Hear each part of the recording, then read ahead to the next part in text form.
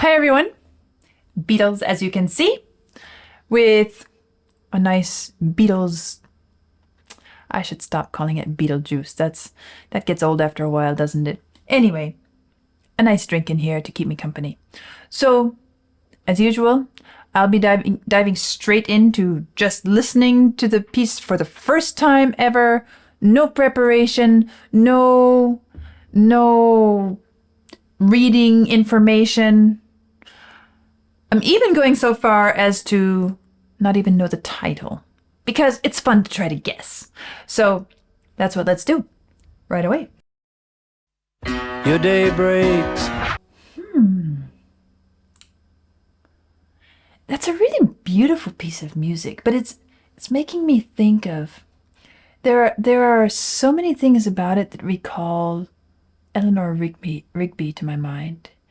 And even a bit of She's Leaving Home as well. So who wrote it?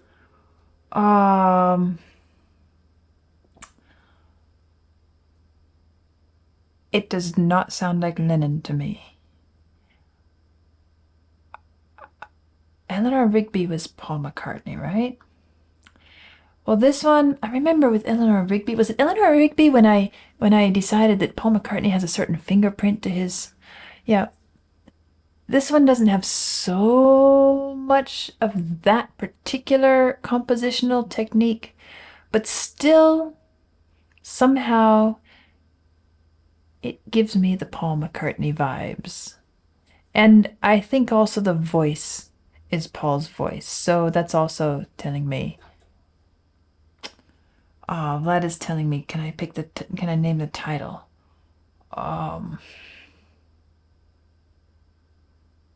I don't know, there wasn't really a title line that jumped out at me. Oh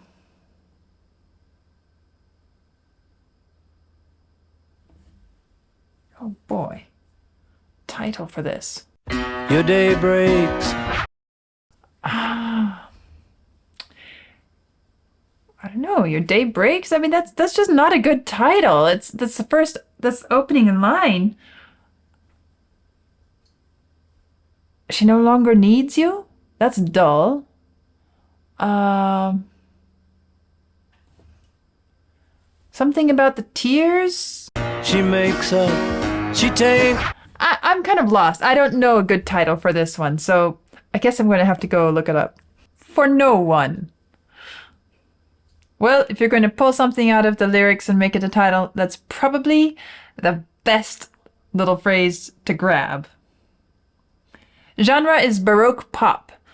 I could have guessed because the piano... okay, I'm beginning to get an idea of what Baroque pop means. And the piano has that sort of...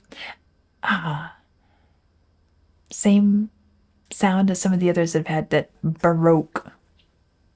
Okay, let's see. Number 64th in our series, yes. Written by Paul McCartney, I got that right. Mostly performed by the composer.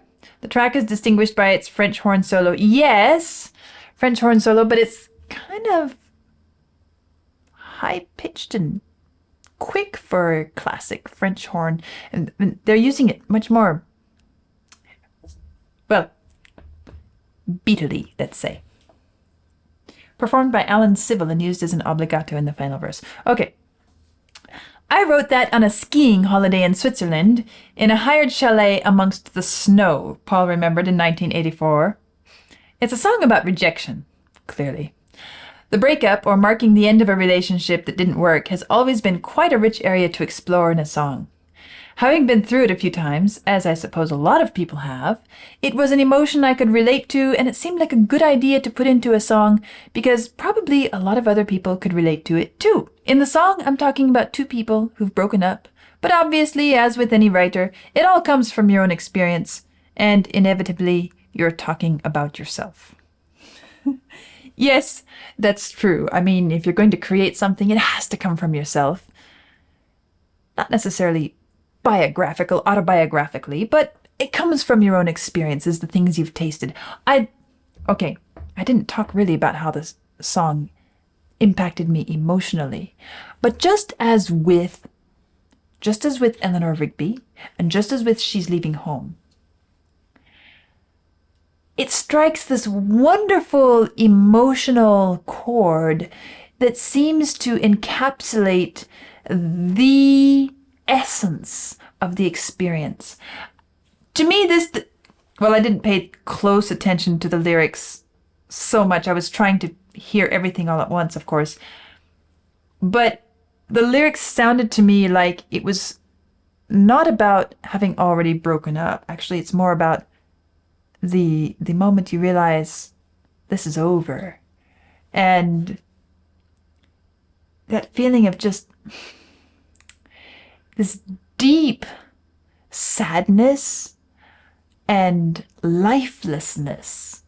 The music moves quickly, but it doesn't have a buoyant, hopeful feel. It's this feeling of almost emptiness and lifeless. There's no spark in it.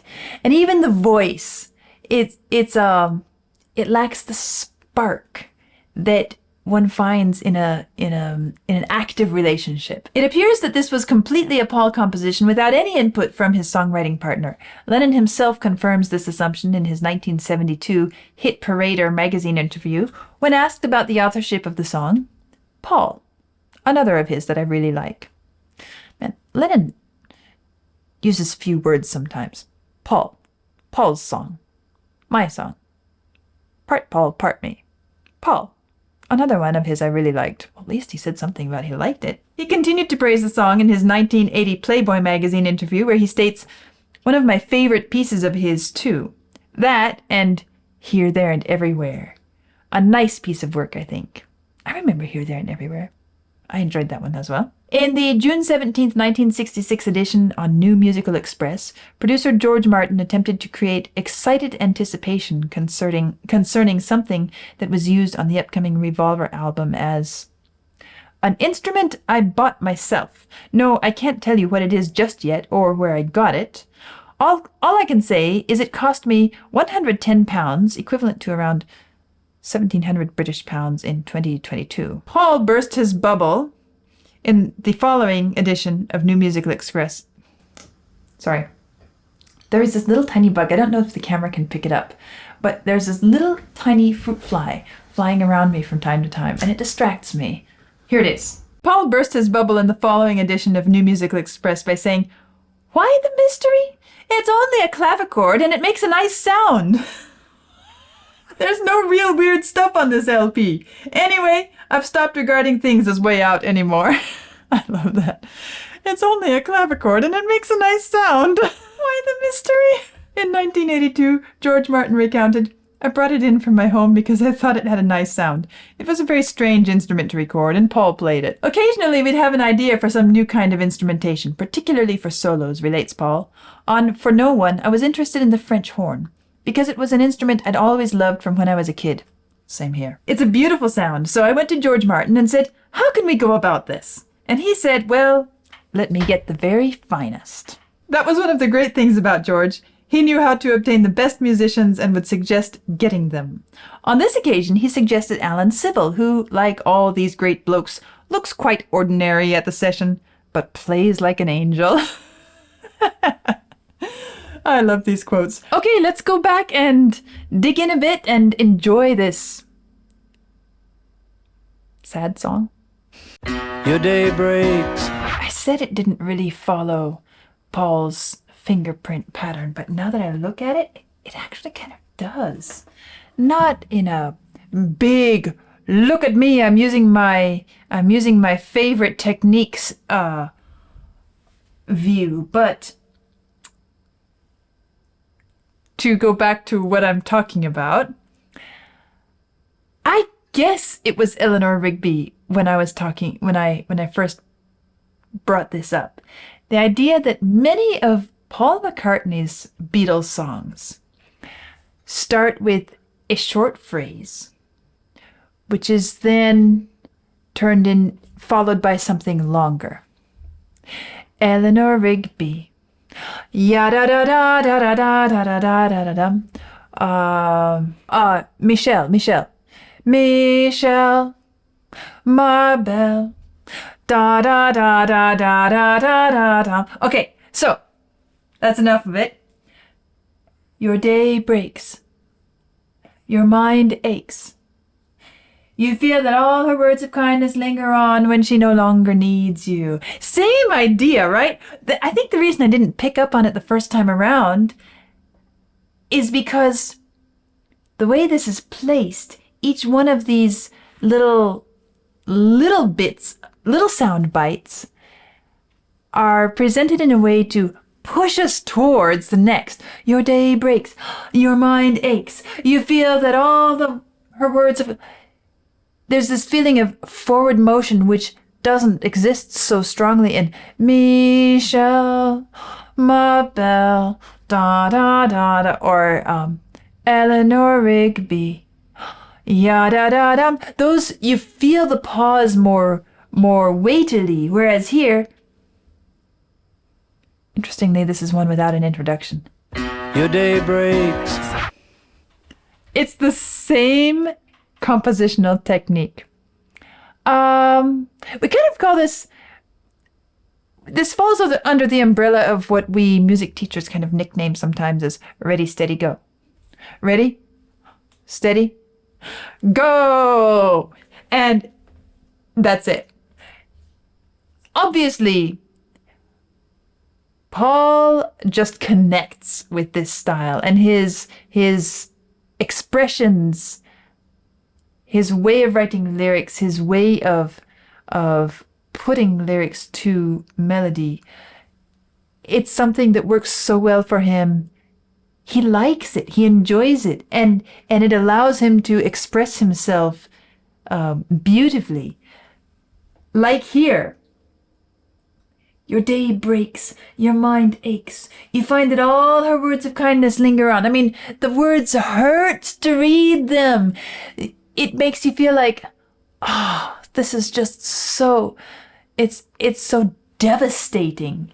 It's this feeling of, well, as I said, lifelessness, hopelessness, the devastation of a relationship that you hoped, that you expected would go on for years and years, and suddenly you realize it's not working. Now, let's look at the music itself for a minute here, because you might have noticed I was kind of trying to motion and point it out. One of the things that really stood out to me is the bass line. But before I get to that, the first thing that struck me when I listened to this for the first time was how distinct and sparse the instrumentation felt. Your day breaks. It's just the voice and the clavichord, basically. Bom, dee, dee, dee, bom, dee, dee, dee, bom. Not even anything really elaborate, not even any thick chords. We just have this walking bass line. Bom, dee, dum, bom, bom. And then a wonderful flat 7 chord, which takes us back to, it functions as a 5. Ba-dee, dee, dum, bum, bum, bum. Right? That's classic. But instead of that penultimate 5 right here, it goes flat 7, has the same effect and cycles us back around to the beginning of the descending sequence. I've talked in quite a few different videos, different songs, about how certain compositional elements can subtly, sometimes even imperceptibly, influence our way of feeling a piece of music. And this song, with its devastating realization, is using a classic, you could even call it a musical trope, something that just is so iconic, Bum, bum, bum, bum, bum, bum, bum. It's walking us down and lower and deeper, deeper into ourselves, deeper into the realization of the situation. But with the 5, using the 5, it's too clean. It's too classical. There's too much of a sense of direction to it, too much of a feeling of focused power and energy. And so to bring in the flat 7 as the substitute or as the functioning chord that returns us to 1, it softens that power a bit, which is important, because this is not a piece where you emotionally feel in control. This is a piece where you're emotionally devastated. You've lost your world. You've lost your dreams. You've lost control of everything that you thought you had. And the music itself doesn't really give us that feeling of just complete disorientation. But a subtle thing like choosing to use a flat 7 instead of a 5 helps to not let it be too aggressive in spite of its very classical leaning tendencies. And I picked up on that right away. I also picked up on this clarity and sparseness of instrumentation. Your day breaks. And in her eyes. So, your day breaks. It's all about your day breaks, your mind aches, you have this realization. Then we switch. She wakes up. She makes up. And it's your observation of how she's going about her morning. And then the other instruments come in at the moment that you realize that in her eyes you see nothing. It's such a poignant moment in the music. And the music just the instruments just fill out. We have the piano flowing in. And in her eyes. That's when the bass comes in as well. The bass and the piano. It's really beautiful. Musically, incredibly organized. Emotionally, right on target. As I'm listening to this piano here, no sign of love behind the tears. Although I said I was listening to the piano, I got carried away with the bass. But the piano gives me real Schubert vibes here. Let's just clear it out so I can actually see what I'm reading. But if I were to play this on the harp, let's just pretend that we're listening to a Schubert song. Blow it up a little bit.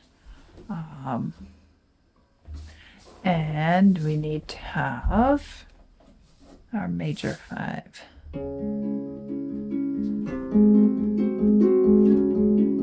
don't know what's next. Hope I'm right. Yep, kind of like that.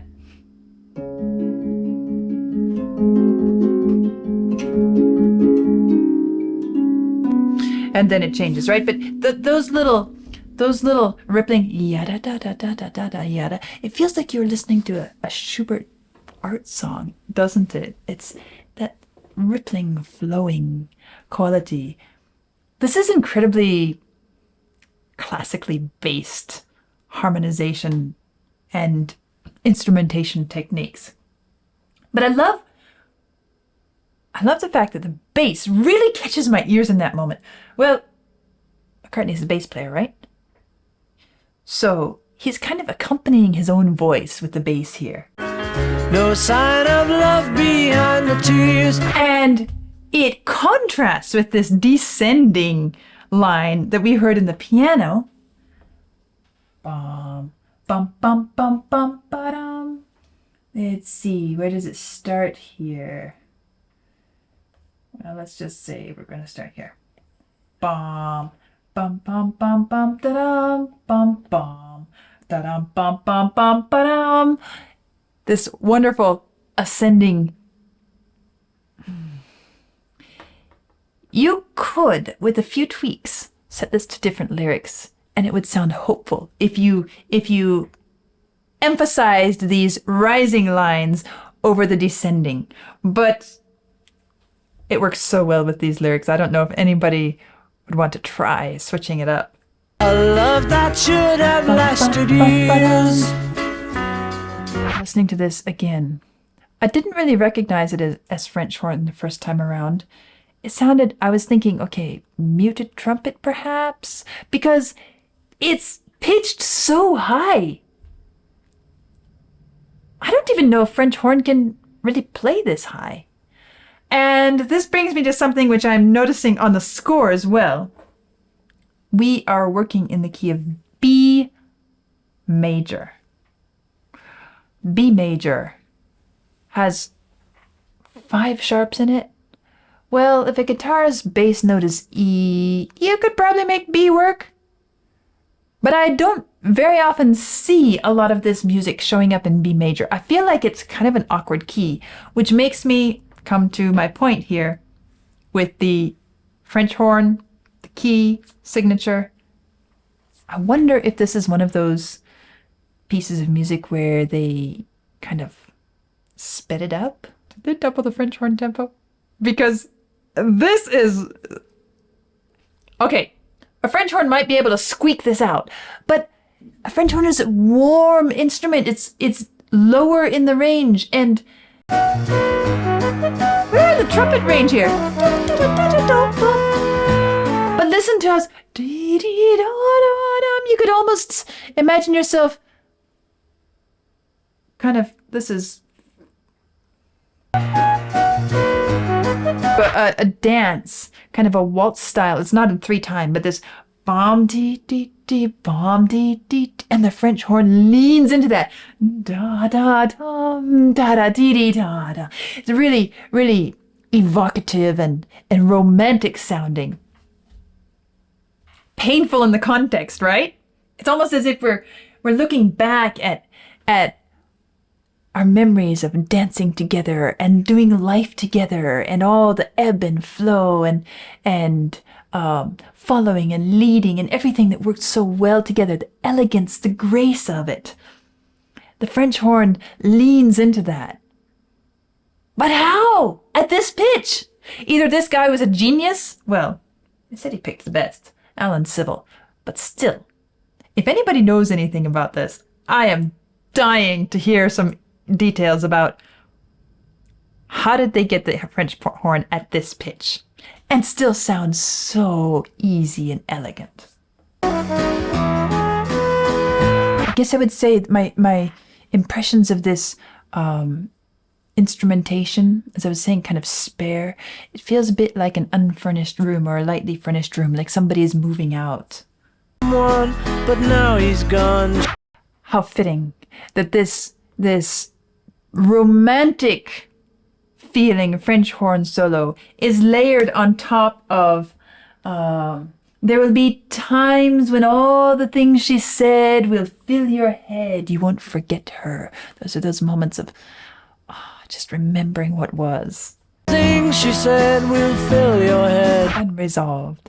This piece doesn't have a lot of musical pieces to fit it together.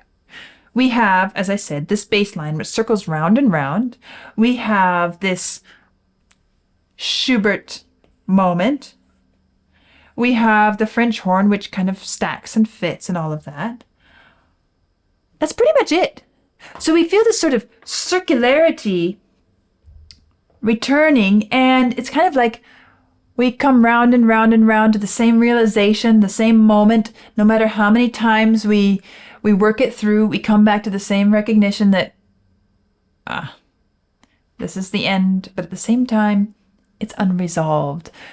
It's like the first chapter in a movie or something. And this gives me movie imagery in my mind. I can see this scene of waking up, the dullness.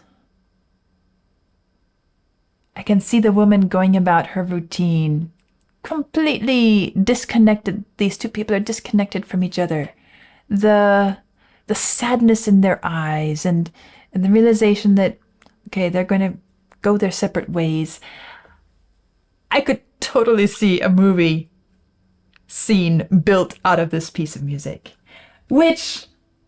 So we come to the end, and this unresolved, is it going to circle back around again? Or do we now go on to see what comes after this scene? Well, I cannot call this a soundtrack style piece of music. It's not. It's more art song style. As I said, it has some Schubert vibes to it, but I could totally see it featuring in a movie, or perhaps even a movie scene being inspired by the content, because it is, as Paul McCartney said, it is so relatable. And so many people have been through this experience so many times in one form or other. Anyone could connect to it. And he managed to write it in a way that really hits us in our core without being too tragic about it either. It's very matter of fact, which is really often how a lot of these things are. You know, you can be all dramatic, or you can just, you have to face the facts. And it feels like this person is just coming to the realization, and it's emotionally devastating, but here we are. This is where we are. Such is life. And let's see what the next chapter holds. A lovely song, and I guess another one of McCartney's great compositions. We'll see what comes next, and I'll see you soon.